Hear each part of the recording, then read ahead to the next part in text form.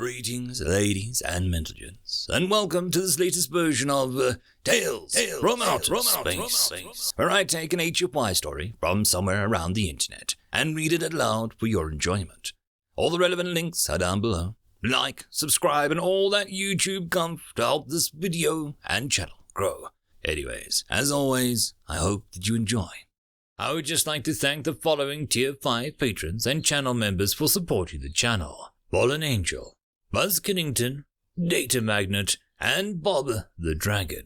Thank you again. And now, on to the story. Story number 1. Humanity exports 98% of all of the galaxy's food. This means that no empire can attack them due to reliance. Of course, someone had to try. Written by DogeCoin. Humans were only part of the galactic community for a short period. Due to the technology, it took them an incredibly long amount of time to even reach the other star systems. When they finally reached Proxima Centauri, the Lbry Empire was already in the process of creating an outpost in the system. Contact was initiated, and soon after, the humans were formally recognized as a part of the galaxy, though heavily subordinated to the Lbry. Surrounded by the Lbry occupations and the restricting to the home system of Sol and the nearby Sirius, they were the most irrelevant species imaginable. Even a deeper look into their biology by the Lbry failed to find anything noteworthy. Their irrelevance and lack of unique characteristics, though, led the Lbry to grant them far more independence than they otherwise would have been afforded. After all, why spend time and resources to keep an unimportant and useless state in line? So the Lbry offered them some resources as compensation for the occupation of Proxima Centauri and left the humans on their own. If only they knew. Just a few years later, the humans were already establishing research deals with other species. Though not important on its own, the Lbry was missed one subtle detail. Humanity's invention of capitalism made them really good merchants. Seeing that they have nothing of value to offer the galaxy, the richest and smartest people of Sol and Sirius decided to find a way to gain relevance. And find that they did. The methods humans used to gain relevance were not quite the most ethical. The only thing interesting about those mammalians was a part of their biology which the Lbry missed. The existence of a very specific mental illness, not found anywhere else, which humanity wielded as a double-edged sword. After learning the effects of sociopathy and the imparting of packs of synesthesia, scholars from across the known galaxy started squabbling over access to human specimens, aiming to make best use of the weirdly useful traits. For their part, humans, lacking most advanced technologies and any other form of relevance, decided that this was their chance to build a stronger position on the galactic stage. They made a series of deals with the Drobogon, Triley, and Stovey, showing the shocking lack of empathy, literally selling their citizens purely based on the traits and with no regard for their consent, testing entire planets for sociopathy and other illnesses considered potentially useful. In return, they acquired many documents and synapses with specific information about technology used to produce mass quantities of food. Why food? That's where the economic genius of humans came into play. Some clever market researcher allowed them to find out what none of the universe's biggest powers, and almost no smaller ones, invested any significant amount of work into mass-producing food. There simply was no reason to. Enough food to feed the planetary populations was easily obtained through farming on planets, and no more was necessary. Why would it be? But stubborn humans spent centuries developing new technologies out of existing ones, researching food compatible with most of the universe's species, and aiming to find the perfect universal food. And yet their success was due to propaganda. After a careful PR campaign, they managed to convince thousands of millions of species all over the galaxy that eating can be more than a prerequisite for survival. It can be a pleasure. Had it worked? food consumption everywhere throughout the galaxy rose exponentially, and within it, a few states were able to sustain their populations purely through their own resources and stockpiles.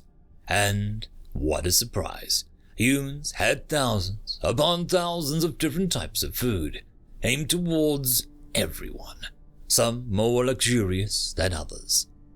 In less than a millennium, human consumerism spread throughout the galaxy. Humanity became a main exporter of food and built it into a monopoly, jealously restricting food production technologies to their own exporters and effectively forcing the entirety of the galactic community to buy food from them. They became an economic empire, controlling 98% of the food exports despite only living around 2 stars, something which could easily become a detriment. Soon enough, it did. The proud Nexapari never fully consented to the rising independence of what used to be a subjugated and worthless state fully within their borders. The government openly opposed consumerism, accusing it of being an attempt to weaken the strength of their people. They openly accused the humans of sabotaging the galaxy, making people and entire worlds less capable of defending themselves from attacks. On the 900th anniversary of the first meeting between the Empire and the humans, the Nexapari reminded humanity of their help to all those years ago, demanding their subjugation as payment. The bottom line was simple. If the humans agreed, they'd lose the advantage that they had built, and the Nexapari would take control of the booming economy and amazing technology. If they refused, they'd be destroyed by what was still the strongest empire in the galaxy. Could they really refuse? Turns out they could.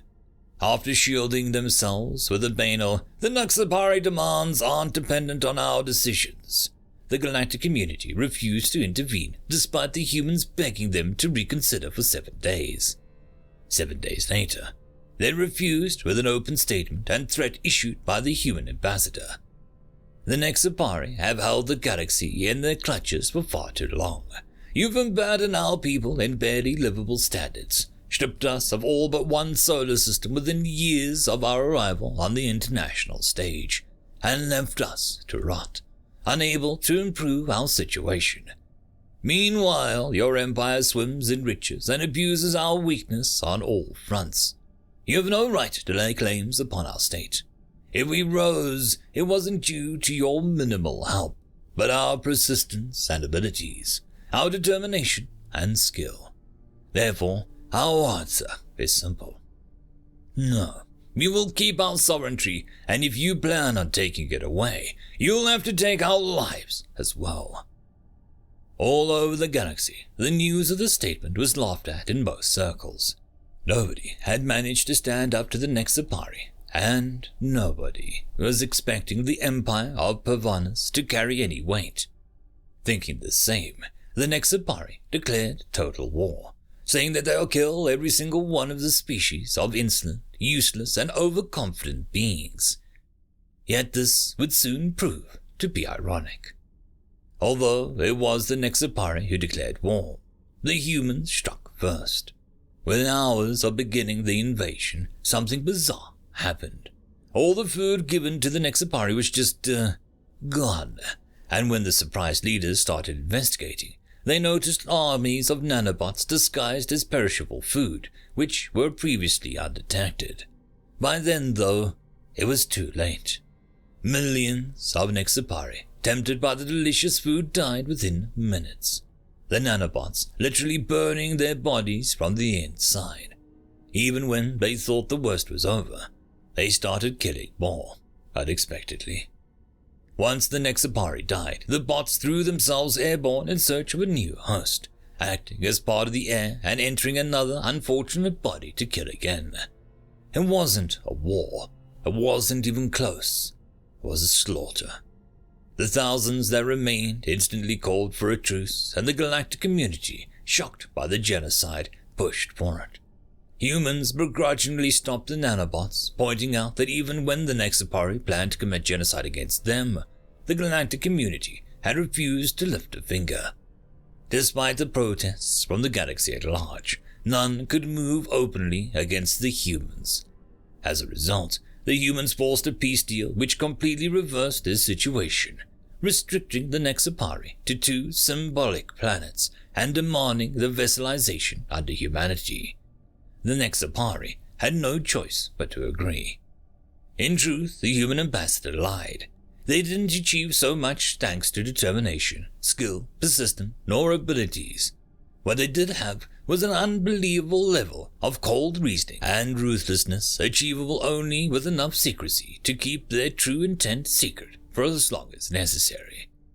And as such, nobody can challenge us again. End of story. Story number 2. What Scares Humans? Written by Lane Miller. Captain Dell watched the bridge crew from the corner of their optics. They knew what was causing this. Many of the crew were anxious, breaking out about the scuttlebutt that was making the rounds around every gossip monger in the crowd. There was a new human joining the crew in the next lunar cycle. There had been a single human on the crew before, and they had learned much about the curious species and also solidified many rumors that accompanied them. Descendant from the pursuit predators, Will had been able to work for cycles at a time during an emergency. He was aggressively talkative, always dressed in bright colors, and would bare his teeth as a sign of friendship. It disturbed many of the crew at first, Dell knew.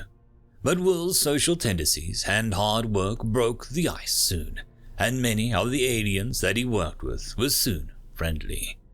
It helped that the human was always open to answering any questions the crew had, always ready to jump in if someone needed a claw, and was frequently found humming pleasantly while he worked. Plus, having another omnivore on the ship had been nice. Dell had been able to share many of the dishes from their home planet, although Will usually added some earth salts which Dell knew contained capsaicin and acid. But Will had not stayed forever, moving on to another job after a while. But that was the way of the fleet. As soon as a good thing was finally put together, they reformatted. Dell had also lost one of the best pilots and 4 security officers as well. Still, one of the things they had learned from Will was that there was a very few things that humans shrink from. But there was one thing that they all feared. He had talked of it many times as he replayed his experiences as a young human working in shops before coming to space. Dell looked down at the pad, the dreaded thing that Will had described as the most vicious and bloodthirsty of his species, right in front of his eye stalks. The new human was named Karen. Will had described the dangerous creature as it demanded a manager many times. Would the crew survive? End of story. And that, my friends, concludes this video. I hope that you enjoyed, and if you do, please consider supporting the author, even by popping over and leaving a thumbs up or a nice comment, just to show your appreciation for the story. However, if you wish to support this channel, there are links down below which will help immensely.